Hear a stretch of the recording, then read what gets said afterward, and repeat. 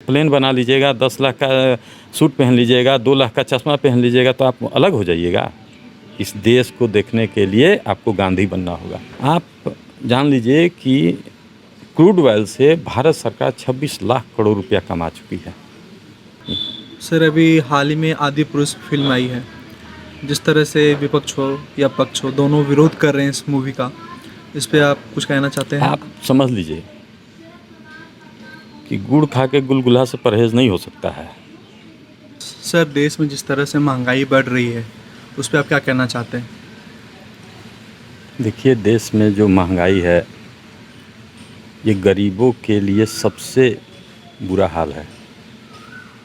Upper caste अपर लोग जो हैं वो अपना दिनचर्या आराम से चला सकते हैं, लेकिन आज के टाइम में जो गरीब हैं उनके लिए महंगाई मरने के समान है। अगर सरकार सचेत नहीं होगी, खैर ये सरकार जो देश में है ये सचेत होने वाली सरकार नहीं है, क्योंकि ये जो प्रधानमंत्री हैं उनके जो कार्यकर्ता हैं उनको ये लोग शेर कहते हैं और शेर आदमखोर होता है। महंगाई के नाम पर ये आदमखोर देश की जनता को खा जाएगा। अगर इस देश को बचाना है तो कम से कम इस आदमखोर से देश को बचाना होगा सबसे पहले। कभी भी जब भी महंगाई, आप समझिए महंगाई ऐसा नहीं है कि पहले नहीं बढ़ा है, महंगाई बढ़ा है, लेकिन महंगाई जब बढ़ती थी तो महंगाई की बात पर सरकार चली जाती थी। अभी महंगाई की बात पर इस सरकार नहीं जाने वाली, क्योंकि ये महंगाई के बीच में हिंदू मुस्लिम ले आके खड़ा कर देंगे। और जनता जो है पता नहीं कौन से ड्रग्स को पी लिया है, समझ में नहीं आ रहा है। देश को अगर बचाना है तो कम से कम जो वर्तमान सरकार है इसको तो उखाड़ना होगा।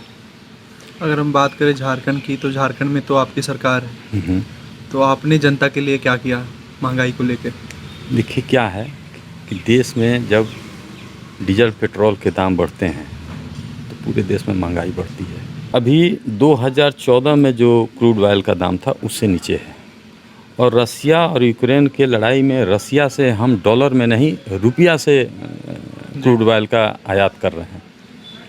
तो जो डॉलर में हम करते थे वो तो मेरा डॉलर बचा हुआ है, मैं पैसे में अपना जो हम लोग का करेंसी है उसमें व्यापार कर रहे हैं। क्रूड ऑयल अभी भारत में 2014 से नीचे है।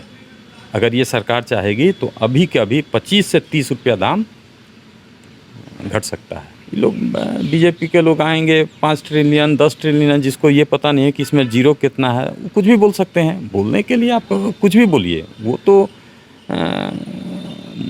शरीर का अंग है मुंह, कुछ भी निकाल दीजिए, उससे देश नहीं चलेगा। आपको सोचना होगा कि क्रूड ऑयल का दाम अभी किस हालात में है, उसके हिसाब से आप जान लीजिए कि क्रूड ऑयल से भारत सरकार 26 लाख करोड़ रुपया कमा चुकी है। तो आप उस पैसे से जनता का भविष्य ठीक कीजिएगा कि अपना 8,500 करोड़ का जहाज़ खरीदेगा, 10 लाख का सूट पहनिएगा, ऐसे थोड़ी जो चलेगा, ऐसे नहीं चलेगा।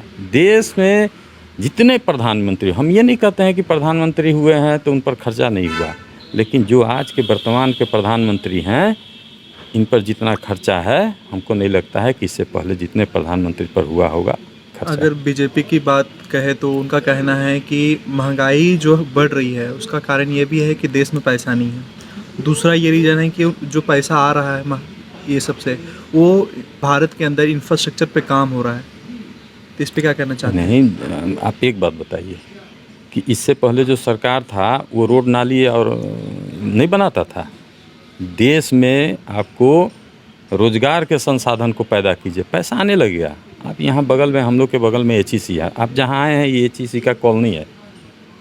जब जब कांग्रेसी सरकार यहाँ आया, जब गैर कांग्रेसी आया, इसकी हालत अभी जानते हैं। यहाँ 18 महीना से कर्मचारियों को पेमेंट नहीं मिला है।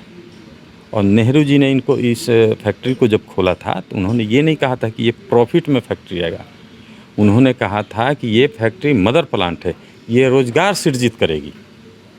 बोकारो, भिलाई, विशाखापत्तनम, ये सारा HEC का बनाया हुआ। अब समझिए कि बोकारो में अगर 50,000 आदमी नौकरी पर गया तो 5 लाख आदमी, 10 लाख आदमी उससे इफेक्टेड हो गया, रोज़गार धंधा पानी में। आप फैक्ट्रियों को बंद कर रहे हैं, आप उसके ज़मीन को कब्जा कर रहे हैं, आप नई राजधानी, अरे आपको बनाना था तो एचईसी छोड़ के कहीं अगल-बगल में कहीं एक बना के दिखा दीजिए। तो इस तरह का आप बात रखिएगा कि पैसा नहीं है, पैसा कहाँ से आएगा? पहले तो ये बात सोचिए ना कि आप अपने ऊपर 8,000 करोड़ का एगो प्लेन बना लीजिएगा, 10 लाख का सूट पहन लीजिएगा, 2 लाख का चश्मा पहन लीजिएगा तो आप अलग हो जाइएगा। इस देश को देखने के लिए आपको गांधी बनना होगा। एक ही धोती पहनना होगा और उसी धोती को शरीर पर लपेट के तब जाके कहीं देश को समझिएगा। अगर हम बात करें आपकी सरकार की, तो आपकी सरकार भी कुछ इसी टाइप का काम कर रही है, लाइक हर विधायक को 2-2 करोड़ का घर, एक फॉर्च्यूनर जो गिफ्ट कर रही है, ये क्या सोच कर रही है? महंगाई नहीं है? देखिए ऐसा है ना कि माननीय लोगों का खर्चा पूरे देश में होता है, कोई नई बात नहीं है।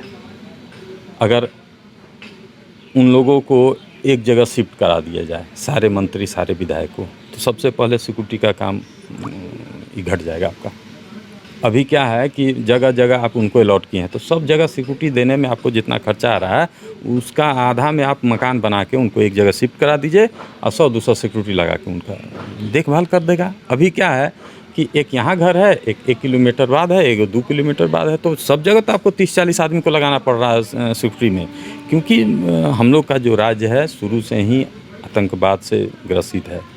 उग्रवादियों की संख्या हमेशा, अब जाके आपका जो सरकार है हेमंत सोरेन का, कांग्रेस का, इसमें जाके थोड़ा सा उग्रवाद जो है कम हुआ है, तो उससे आप बचा सकते हैं। ये बहुत बड़ा बात नहीं है, ये होता है, लेकिन ये भी सही बात आपका है, इसको भी ध्यान देना चाहिए कि ऐसा भी खर्चा ना हो कि वो बोझ जो है ना आम जनता पर पड़ जाए, वो मेरी सरकार हो या बीजेपी की सरकार जैसे हो। आपने नक्सली के बारे में कहा, बीजेपी का कहना है कि जब से हेमंत सोरेन की सरकार आई है तब से उग्रवादियों की संख्या बढ़ती जा रही है।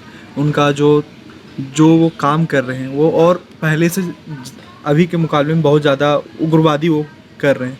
आप 4 साल, करीब 3.5-4 साल बीत गया है हेमंत जी का सरकार का। आप एक उग्रवादी घटना का नाम बता दीजिए जहाँ हुआ हो, एक भी।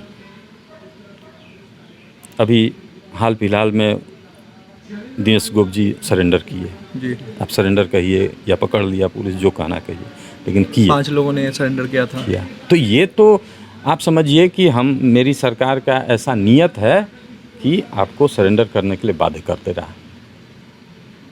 देश में या राज्य में आप लिबरल अगर हैं, आप हार्ड एंड फास्ट नहीं है, तो आप देश को और राज्य को अच्छा चला सकते हैं। जिस दिन आप हार्ड एंड फास्ट बात सोचने लगिएगा, उसको मार दो, उसको गिरा दो, ऐसे नहीं देश चलेगा।